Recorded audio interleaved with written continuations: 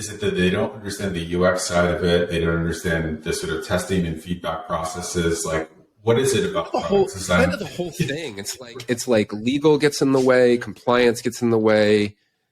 You know, there were circumstances where it was like, hey, we have this product.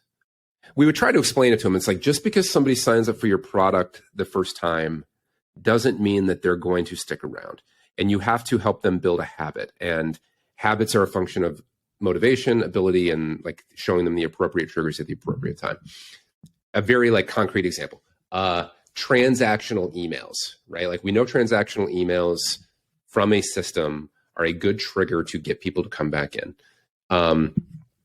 It was like, there was a product we built for an enterprise company. It was a 9-month process to get them to approve the use of Mandrill, which is a transactional email platform. You had to go through IT, you had to just all of this stuff. And so their ability to move quickly is heavily constrained. And they are just not used to the pace at which we try to move. They're not used to the iterative nature of it. It's like, let's test it and see, you know, like you should expect that you're going to be tweaking your onboarding flow or your referral process or whatever it is on an ongoing basis.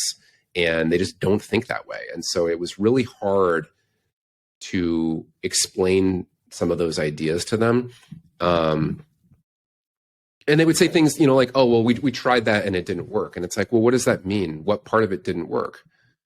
Again, like it's not, a product is not just an idea that either works or doesn't work. There are so many little pieces inside of the product that will collectively add up to failure or success. You know, like there's we had a client that had a huge like activation problem. So like people would start the sign up process, but not complete it.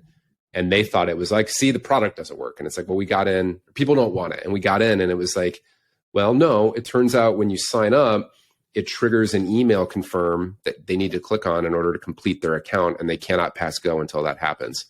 So let's think about a way to kind of let them continue to use the product without that. But B, when we dug in it further, like that click this link thing was going into spam because they hadn't done the work on deliverability.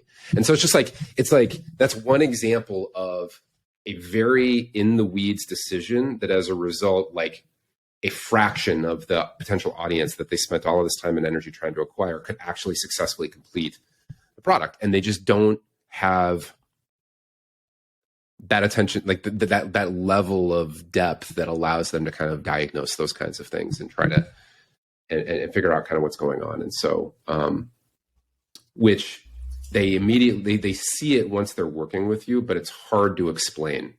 And it's hard to communicate, or at least it was hard for me to communicate the impact that all of those tiny decisions in aggregate have.